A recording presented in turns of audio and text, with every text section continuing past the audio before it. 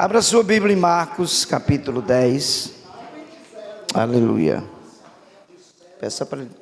Sem retorno aqui, sem zero de retorno. Capítulo 10 de Marcos. Eu vou ser rápido, objetivo e prático nas minhas palavras. Evangelho escrito por Marcos, capítulo 10. Alguém já encontrou? Versículo 40, ou seja, versículo 51. Marcos 10, 51 diz assim: E Jesus falando disse-lhe: Que queres que eu te faça? E o cego lhe disse: Mestre, que eu torne a ver. Pode tomar o seu assento? Aleluia. Meus irmãos, eu não posso sair daqui, está sem retorno aqui, está zero. Eu não posso sair daqui sem ministrar a palavra de Deus nessa noite, mas antes eu gostaria de agradecer a Deus por estar aqui. Glória a Deus. Isso aqui é da cor de ouro. O problema não é o microfone. Não. Ficou bom o microfone? Aleluia. Glória a Deus. Eu quero agradecer a Deus por estar aqui nesses dias tão quentes de Novo Oriente, mas tão abençoado. Um dos estados do povo mais receptivo do Brasil são os cearenses. Eles são conhecidos. Alguém disse para mim: pastor, os cearenses são assim cismados com quem não conhece, mas quando eles conhecem, eles se tornam um doce. Amém, irmãos? E tem sido assim. Obrigado, pastor Wellington, presidente aqui desse evento, a gente olha para o Wellington e a gente vê, agora sim, agora o pregador gosta, viu? Zé Lima, você sabe que eu gostei de você, viu? Filmei até você cantando. Hoje eu cantei e ele tocou antes do culto. E cheguei aqui, ele estava cantando sozinho. Eu filmei ele, mandei para ele, estava quase marchando aqui. Deus abençoe pastor Wellington, a pastora Silva, pelo esforço, pela dedicação. Fazer festa cansa, né, irmãos? Cansa, a gente sabe disso, quem é pastor sabe. Deus abençoe o meu amigo, parceiro de obra, pastor Flávio Lira, que Deus nos uniu assim, irmãos, com... pode afastar mais um retorno para trás. Esses meninos que pregaram antes de mim nem precisam de retorno, tudo novinho, a voz boa, né? O pastor Flávio Lira: tá bom, deixa, não vai atrapalhar, aí é pior. Tá bom assim, deixa assim. Obrigado, viu? O pastor Flávio Lira é apaixonado por obra, pelo trabalho de Deus, se doa, se dedica, e onde ele sai juntando pessoas. As pessoas que eu conheço aqui, tudinho foi por causa do Lira. O apóstolo Luciano da Mata, meu amigo, o menino que pregou aqui, o Tavares, eu estou chamando menino pelo tamanho, mas a mensagem foi de gente grande, viu? O Joilton, o Jonas tem um dom de profecia, ele passa o dia todo profetizando, Deus usa nos quatro cantos. Fazia tempo que eu não conhecia gente assim, eu abençoei ele, né? Os demais pastores, eu prefiro assim, um obreiro assim, do que contendeiro, viu? Prefiro assim do que um obreiro contendeiro, em nome de Jesus. Eu amei conhecer ele, o Daniel, esforçado na obra. É muito bom a gente ter gente assim, o menino que pregou ontem, o Eris, e os demais que a gente conheceu, o futuro professor Deus está lançando um mistério aí de escatologia. Os demais, o Joilson, que pregou uma mensagem maravilhosa. Deus abençoe as irmãs que estão aqui, a reverenda Fátima, que deixou todo o conforto de Barueri, como disse aqui o Tavares, lugar bonito, mas veio fazer a obra. E você que está aí embaixo sentado, Deus abençoe. Você criança, você adolescente, você moça, rapaz, senhor, todos que estão aqui. Eu vou só cumprimentar o que disse o Wellington aqui. Parabéns para as irmãs da cozinha. Eu disse para elas, Wellington, que elas já têm até medo quando eu chegar ali. Ou eu vou tomar água ou vou querer comer alguma coisa. E nunca falta, viu? Deus abençoe vocês. Gente, eu tenho um livro ali que eu preciso que vocês depois façam uma fila para comprar, tá bom? É um livro que a gente fala sobre a volta de Jesus, sobre os sinais do fim. E Deus tem abençoado a vida de pessoas por causa desse livro.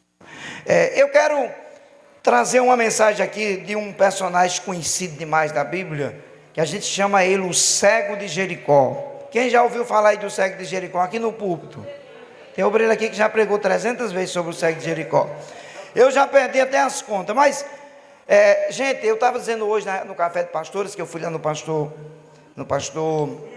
Wilson, me ajude, viu? Que a gente, quando você começa a escrever um livro, eu escrevi um, e já estou com mais 2 na editora, e quero escrever, se Jesus não voltar, não me levar pelo menos 100. Tudo você quer descobrir a veracidade dos fatos. E eu gosto muito de Bíblia. Eu tenho uma enciclopédia, irmãos, vocês são meus amigos, são meus irmãos que vão na minha casa. Pastor Hélio vai o ano que vem, a pastora Silva vai pregar em Camboriú. Não peça minhas Bíblias, viu? Se você for meu amigo, não peça minhas Bíblias emprestadas, porque são Bíblias de estudo. Eu lhe dou um paletó, eu sou capaz de lhe dar um relógio, mas não dou minhas Bíblias não, porque elas são Bíblias de estudo. E a gente, quando vai preparar uma mensagem, a gente fica fuçando coisas boas. Quem é pregador sabe disso. E eu estava estudando esse texto do cego de Jericó, porque há uma diferença de você ler a Bíblia e estudar a Bíblia. Quando você só lê, você vai descobrir, de qualquer forma, a palavra de Deus vai ser abençoada. A Bíblia é o único livro que o autor está presente, que é a Bíblia. É o único livro que o autor está presente. Se você não estuda a Bíblia, mas se você ler, já é uma boa coisa. Eu estou falando aqui para a gente que prega, que precisa estudar. E eu estava estudando sobre o cego conhecido como cego de Jericó. E eu comprei uma Bíblia, que a capa dela é verde, chamada Bíblia do Pregador. E quando eu li esse texto, eu fui ler em todas as minhas Bíblias. Agora tem uma que é 5 em 1 que Gilmar Santos lançou, viu? Uma beleza de Bíblia. Quando eu cheguei na Bíblia verde do Pregador, estava escrito assim, quando Jesus perguntou para o cego, o que queres que eu te faça? O cego disse, que eu torne a ver. Quando eu li isso aqui, o que é que tem de interessante, pastor? Eu pensei comigo assim, pastor Flávio Lira, peraí, se o cara está dizendo para Jesus que quer tornar a ver, então um dia ele já viu.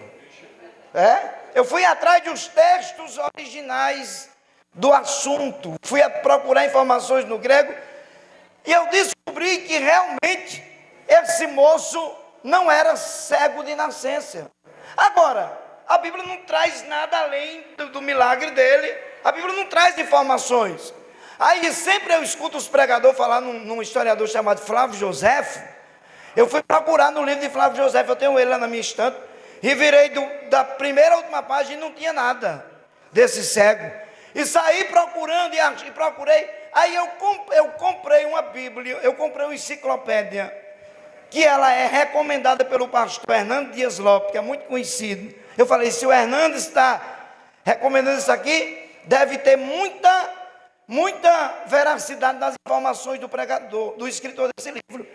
Aí eu fui ler o livro desse moço, e ele conta uma história a respeito desse cego de Jericó. Ele conta, que eu já vi muitos pregadores comentar, que o pai desse cego, ele era um moço que fazia parte do exército de Israel, e foi condecorado, foi para a reserva, mas ele não aceitava que os publicanos cobrassem impostos e mandassem o dinheiro para Roma. Então o que ele faz? Olhe para cá para vocês entenderem, irmão. Ele pega um grupo de 300 homens e faz uma rebelião, cria um grupo de soldados para interceptar os carros de dinheiro que ia para Roma. Já foi falado aqui. Quer conhecer alguém? Mexa no dinheiro. Esse dia eu vi um vídeo engraçado, um agiota dando uma pisa num cara porque tomou dinheiro emprestado e não pagou. O agiota foi lá com uma chicote e bateu. Uma coisa meio feia, meio fora de lógica, mas eu estou falando aqui para você entender onde é que eu quero chegar.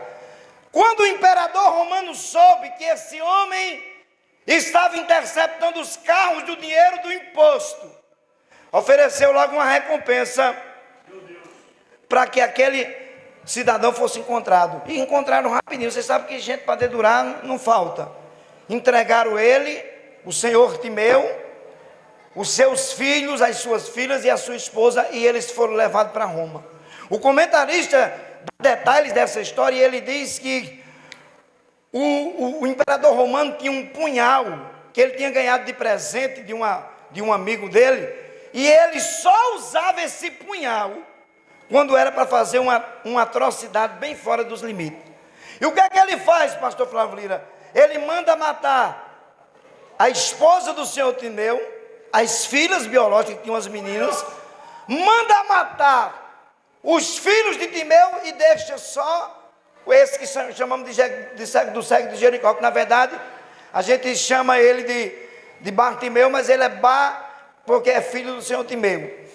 E daí o que acontece? Ele mata o senhor Timeu e fica só esse moço, personagem da história bíblica, e ele pega o seu punhal e ele, como costumamos falar, ele vaza os olhos do cego, do menino, e fura os olhos dele, e diz para ele: você nunca mais vai enxergar, eu não lhe matei pela seguinte razão, eu estou lhe deixando vivo porque eu estou mandando uma mensagem, para quem interceptar carros de dinheiro que vem para Roma, a gente vai fazer isso com a família. Ele deu uma capa para o Bartimeu, a capa, ela funcionava como uma credencial, para o cego poder pedir esmola em qualquer lugar. A capa tinha as suas utilidades, ela servia para esquentar as noites frias, que aquela região ali da Palestina tem vezes que chega até a 0 grau, pastor já esteve lá, sabe que tem dá uma esfriada, né? E essa capa tinha muitas utilidades sobre a vida daquele moço. Ele usa aquela capa e todas as vezes que ele precisava daquela capa, ele usava ela. E de repente o texto está dizendo que ele está diante de uma oportunidade.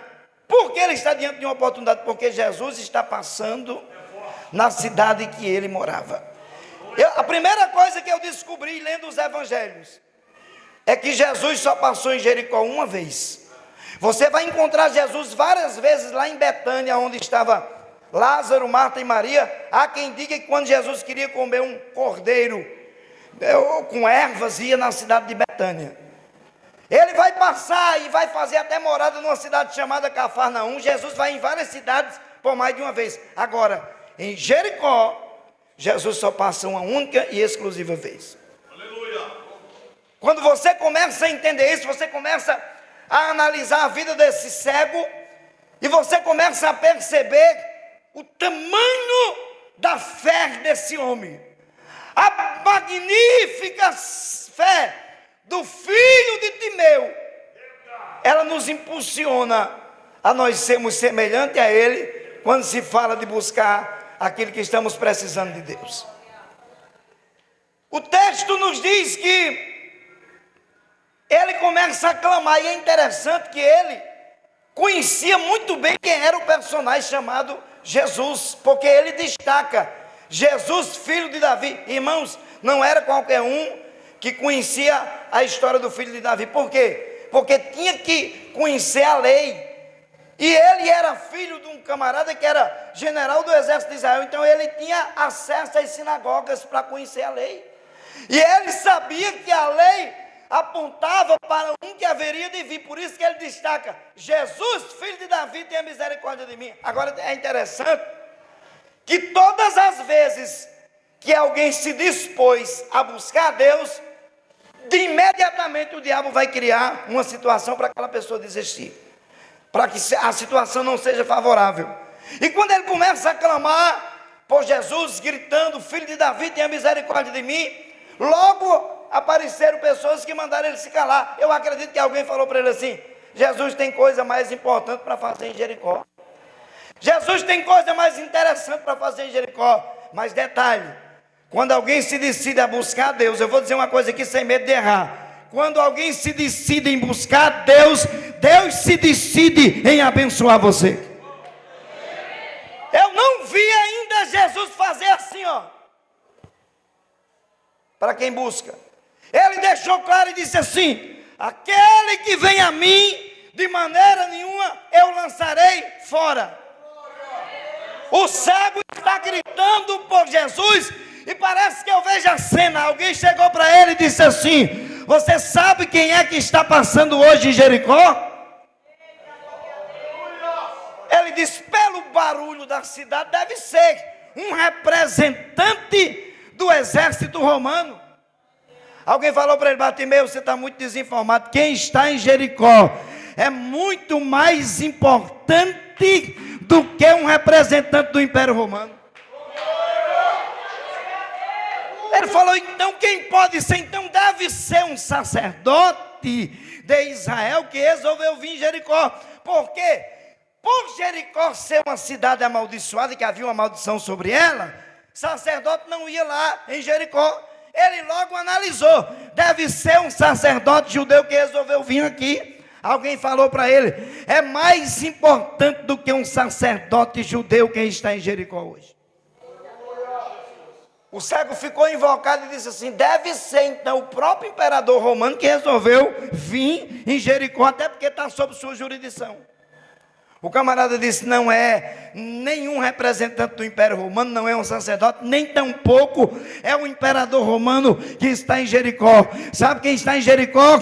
O prometido da semente da mulher, o Filho do Deus vivo, o Cristo bendito, que você está clamando por ele. Jesus mandou os seus discípulos buscá-lo. Agora tem umas coisas interessantes que eu aprendo aqui no texto. Pode prestar atenção que o texto diz, não precisa conhecer grego nem hebraico para entender isso aqui. Quando foram pegar o cego, a primeira coisa que ele fez foi jogar de si a capa. Eu procurei entender por A mais B, por que esse cego resolveu tirar a sua capa. Eu vou destacar aqui 3 problemas do cego de Jericó. Primeiro, você vai dizer comigo, era mendigo. Diga, o cego era mendigo. É mendigo ou mendigo? Os dois está certo, né? Se tiver lá em Santa Catarina é mendigo, aqui é mendigo. O cego era mendigo porque era pedinche. Todo dia estava pedindo em uma das esquinas de Jericó uma esmolinha, pelo amor de Deus. Então ele era pedinte, ou pedinche. Segundo, ele tinha um problema na visão. Os seus olhos tinham sido furados. E em terceiro lugar, ele morava em uma cidade que sobre ela tinha uma maldição. Eu vou provar na Bíblia para vocês. No capítulo 6 do livro de Josué, versículo 26, a Bíblia diz que quando Josué conquistou Jericó, ele lançou uma conjuração e disse, maldito seja o homem que edificar esta cidade. Ele disse mais, o Josué, o capitão Josué, o homem que reedificar esta cidade, morrerão 2 filhos dele. Passaram-se 500 anos e a Bíblia diz, eu estou falando de Bíblia, gosto de história, mas estou falando de Bíblia. 500 anos depois dessa conjuração de Josué, em 1 Reis 16:34, está escrito que aparece no cenário da história um homem chamado Iel, o Betelita. Iel tinha 2 filhos, o nome do primeiro era Abirão, o nome do segundo era Serube. No dia que ele começou a reedificar a cidade, morreu o seu primeiro filho, Abirão, porque 500 anos atrás a palavra tinha sido falada. E eu quero dizer para você que está aqui, para os internautas, que Deus tem um compromisso tão grande, reverenda Fátima, com esta palavra, que a Bíblia diz no Salmo 138, verso de número 2, que Deus exaltou a sua palavra acima do seu próprio nome. A Bíblia tem 1189 capítulos que estão divididos em 31.173 versículos que formam os 66 livros da Bíblia Sagrada. E Deus tem um compromisso tão grande com esta palavra, que em Mateus 24:35, Jesus disse, passa céu, passa terra, passa o mar, mas as minhas palavras não vão de passar. Lá vai mais Bíblia para você. Jeremias 1:12, Jeremias foi usado por Deus, e Deus disse assim, Jeremias, o que vê? Ele disse, eu vejo uma vara de amendoeira. Deus disse, viste bem, porque eu velo pela minha palavra para fazer cumprir. Velar significa tomar os cuidados cabíveis e necessários para guardar ou proteger alguma coisa. Deus protege a palavra. E o profeta Isaías 55:11, ele diz que a palavra que sair da boca de Deus não voltará para ele vazia, mas antes fará aquilo que lhe apraz. Números 23:19, Deus não é o homem para que minta, nem filho do homem para que se arrependa. Josué 21:45, Josué disse, nenhuma das boas palavras de Deus, dita por intermédio do seu servo Moisés, deixou de se cumprir. Eu estou falando isso, apóstolo Luciano, porque fazia 500 anos que a palavra tinha sido lançada por Josué. E 500 anos depois, o betelita começa a edificar a cidade de Jericó, reedificar. Morre o seu primeiro filho. Quando ele terminou, a cidade morreu o seu segundo. Eu estou falando de Bíblia para vocês. Olha os problemas de maldição que tinha sobre Jericó. Não é só isso que a Bíblia fala de Jericó. No capítulo 2 de 2 Reis, os homens chegaram para Eliseu e disseram: a cidade é boa, porém as águas são amargas e a terra é estéril. Foi preciso Eliseu profetizar sobre a cidade e curar aquela região. Olha a situação do cego de Jericó: mendigo, cego e morador de uma cidade amaldiçoada. Você consegue entender isso? Alguém viver numa crise tríplice, um problema gravíssimo, cego, mendigo e morador de uma cidade amaldiçoada. Mas o que me chama a atenção nesse texto é que Bartimeu abraçou a única e exclusiva oportunidade que teve de mudar de vida. Ele abraçou. Foi-lhe dada uma única oportunidade. Há um provérbio chinês que diz 3 coisas que não podem voltar atrás. Primeiro, uma flecha atirada. O arqueiro pode repetir centenas de vezes, mas não vai pelo mesmo caminho no vento. Segundo, uma palavra falada, ela nunca mais será dita da mesma forma. E terceiro, uma oportunidade perdida. Eu vou profetizar sem medo de errar aqui nessa tribuna. Há pessoas que estão aqui nessa noite, que vocês estão debaixo da maior oportunidade da vida de vocês.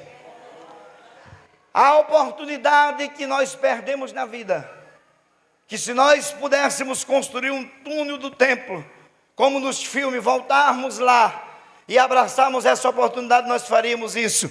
Mas isso é uma ficção, não há possibilidade. Pastor Rinaldo, o que é que eu faço com as oportunidades que eu perdi? Abraça a oportunidade que Deus está te dando hoje, a nova chance, a nova oportunidade. Mas pense numa coisa: tem oportunidade que ela não se repete. Eu pastoreei uma igreja num lugar chamado Parelhas, no Rio Grande do Norte. Vizinho à casa da igreja que eu pastoreava, havia um casal de um outro ministério que nós éramos muito amigos. E o moço se empolgou quando foi para a capital, lá para Natal, nos dias da sua mocidade, e se afastou do evangelho. Se empolgou com a beleza, com a nudez das meninas da praia e se desviou. Com um tempo ele voltou para Parelhas. Quando a mocidade da igreja, lembra aquele tempo que a mocidade da igreja ia na casa do desviado, buscar, cantar para ele, tentar trazer de volta? A mocidade fazia isso, foram atrás dele no sábado. Ele falou para os moços: hoje eu vou me despedir, eu estou com um negócio marcado aí com os amigos, amanhã, é domingo, eu volto para a igreja e volto para Jesus. Os meninos tentaram com ele: não, pode se reconciliar agora, mas ele não quis. De noite ele foi para um bar, jogar sinuca, mais uns amigos. Alguém pegou um taco de sinuca e começou uma briga com outra pessoa, e bateram na cabeça dele e mataram ele, dentro do bar. A oportunidade que a mocidade levou para ele no sábado de manhã, e ele não abraçou, custou a sua perdição eterna, porque não deu tempo de se converter.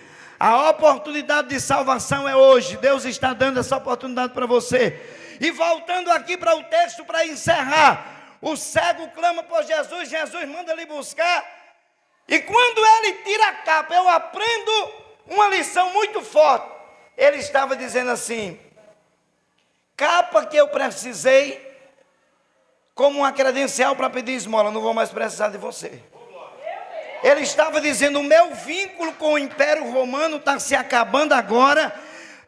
Até hoje eu estava debaixo da tutela do Império Romano, mas agora eu vou me encontrar com quem pode mudar a minha história. Irmãos, essa é a mensagem do Evangelho. O Evangelho que muda, que liberta a prostituta, que liberta o homossexual, o bandido, que liberta o mais vil pecador, o idólatra. Deus liberta e transforma em uma nova criatura. Estão inventando um Evangelho aí que é apenas um paliativo para a vida das pessoas, que não muda ninguém. Irmãos, o Evangelho de Jesus que eu prego há 30 anos, ele continua transformando, libertando e santificando a vida de quem quer morar no céu.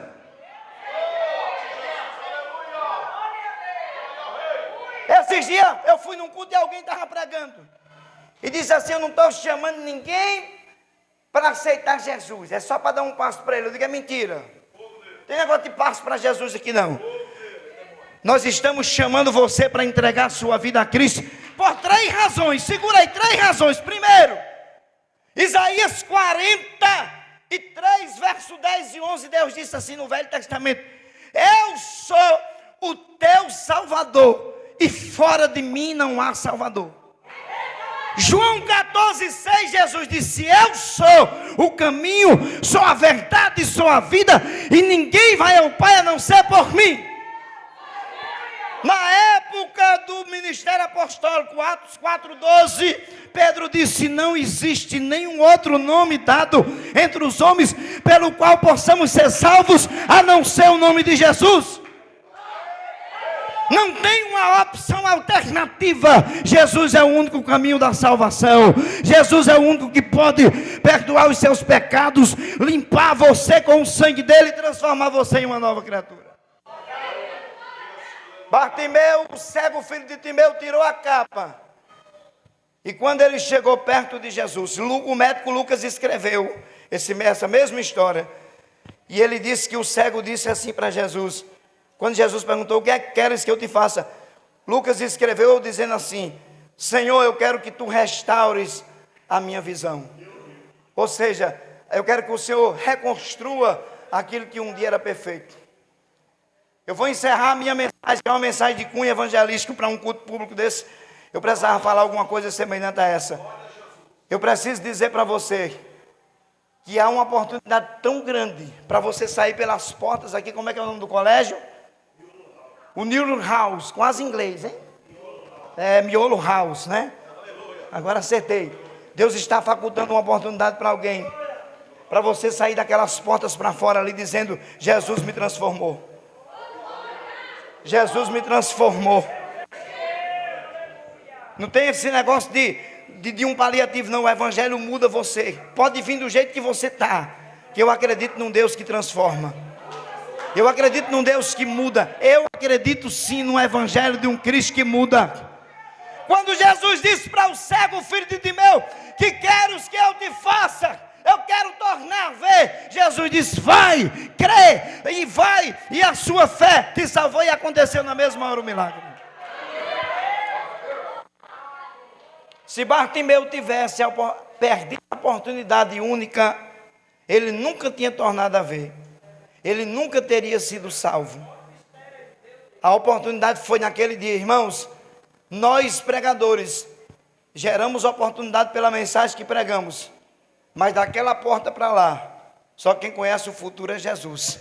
Abrace essa oportunidade hoje, porque você está diante de uma oportunidade que Deus facultou para você. Deus lhe trouxe aqui, permitiu você estar aqui, porque tem um projeto de salvação com você. Talvez você serviu a Jesus e se afastou. A oportunidade está sendo dada para você aqui nessa noite. Jericó foi visitada por Jesus. Nunca um sacerdote judeu foi em Jericó depois que se tornou maldita. Mas Jesus foi lá, porque Jesus não tinha medo de maldição.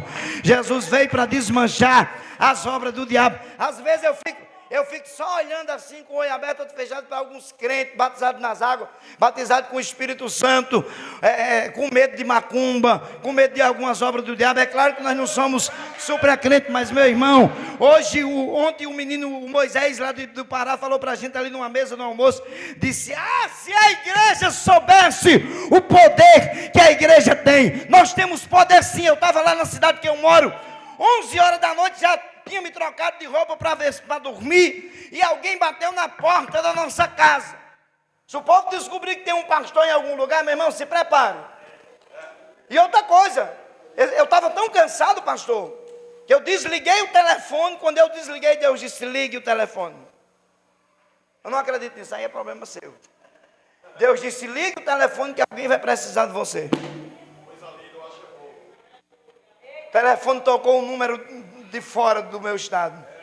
Pastor, eu peguei o seu número com fulano lá do Pernambuco, pelo amor de Deus, ore por mim, que essa pessoa disse que o senhor ora e Jesus cura. Aí eu me enchi de moral, digo: sim, eu oro mesmo, Jesus cura mesmo. Orei e Jesus curou a mulher. Meu irmão, nós pregamos a maior mensagem da vida. Quando alguém diz: o senhor prega, eu digo: prega, e prego muito, porque eu prego uma mensagem do céu. Que tipo de pregador é você? Eu prego qualquer tipo de mensagem, porque o evangelho é para criança, para velho, é para todo mundo o evangelho de Cristo. Eu fico com dó quando alguém sobe na tribuna e diz: ei, mas eu não sei pregar. Então se sente e bota quem sabe, porque Deus chamou você para falar desse Cristo bendito. Não, tem umas coisas que a gente engola a força, né, irmão? O evangelho de Jesus é para cabra marcha, é para mulher corajosa. O evangelho que muda, que liberta, e que nós temos autoridade. Pastor Irinaldo, estou aqui. Pastor Irinaldo, desculpe incomodar o senhor essa hora, porque o nosso tio chegou agora na nossa casa e está quebrando tudo, está todo mundo segurando ele. Está todo arrelado e a gente veio chamar o senhor. Eu já estava ajeitado para dormir. E não era gente eu não era pastor desse povo não, só a jovem que era da igreja que eu congregava, amiga da minha filha. Eu falei: vá, que eu chego já. Aí me ajeitei, fui, irmãos. É bom andar com Jesus, viu? É muito bom andar com Jesus. Eu sempre digo: Jesus, não deixa eu ir sozinho não. Suba no púlpito comigo, vá nessa visita comigo. Quando eu pisei na porta da casa, o cara endemoniado lá dentro, sem ver que eu cheguei a pé, o diabo gritou para ele, para todo mundo ouvir: o que é que você veio fazer aqui? E quem é esse homem de branco que está mais você? Está lhe acompanhando aí? Ai, irmão, aí eu fiquei crente demais do que já estava. Eu disse: é Jesus, Satanás, e ele vai me dar autoridade para lhe expulsar. Eu peguei, quando eu toquei no cara, ele gritou: tire essas algemas de fogo das minhas mãos. Aí foi que ficou fácil. Expulsei o demônio, o cara desmaiou, ficou liberto. Tiveram que acordar ele para poder levar para casa. Eu estou falando aqui do evangelho de Cristo. Eu não estou contando aqui que eu sou o cara, que eu faço isso. Quem faz é Cristo. Quem faz é o Senhor. O evangelho de Jesus cura, liberta e transforma. O evangelho de Jesus é maior do que macumba, é maior do que maldição, é maior do que as obras das trevas. O cego de Jericó, eu vou encerrar agora, abraçou aquela oportunidade, porque era o dia do milagre. Agora, tem uma frase aqui na leitura que fizemos, que é a cara de nós que estamos aqui. A pergunta de Jesus: o que queres que eu te faça? Gente, seja sincero com Jesus e com você. O que é que tem para Jesus fazer na sua vida hoje e você precisa que ele faça hoje? Tem alguém aqui nessa condição? Pastor, tem algo para Jesus fazer e eu preciso que seja hoje. Então vem aqui na frente que eu quero orar por você. Tem alguma coisa para Jesus fazer hoje?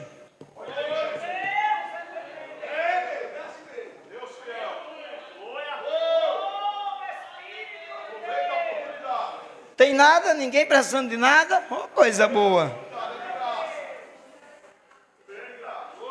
Tem, irmã? Pois chega aqui na frente. Nós temos muita coisa para Jesus fazer. Eu quero lhe chamar aqui na frente. Pastor Irinaldo, eu preciso que Jesus faça isso, isso e isso. Desenhe um mapa para Jesus fazer. Jesus conhece os 206 ossos que você tem no corpo. Conhece os 8 litros de sangue que circula no seu corpo em 23 segundos. As milhares de artérias que você tem no corpo, Ele conhece todas elas. Por isso que eu estou chamando você. Tem mais alguém que precisa de uma oração? Olha aí, Jesus. Aproveita Segundo convite que eu vou fazer. Pode vir, irmã. Segundo convite que eu vou fazer. Quem quer aceitar Jesus hoje ou se reconciliar? Eu vou bem direto. Porque Jesus salva com força. A mão dele é poderosa. Quem crê que a mão de Jesus é poderosa? Quem quer aceitar Jesus ou se reconciliar? Senhora quer, irmã? Já é crente? Ah, sim. Ela veio na segunda chamada, tá certo. Quem quer aceitar Jesus? Tem alguém aqui no culto hoje que quer aceitar Jesus? Está afastado? A irmã que aceitou Jesus ontem já estava até ali marchando hoje. Jesus está trabalhando na terra, né? Tem alguém para se reconciliar? Pastor Rinaldo, eu estou desviado daquele jeito, então volte hoje. Você está vivo. A oportunidade está sendo dada para você. Tem alguém para ele hoje? Não tem? Então nós vamos orar por essas pessoas que precisam de um milagre. Olha aqui, ó. Eu quero chamar aqui na frente. Quem tem problema na coluna? Aqui, vem para frente.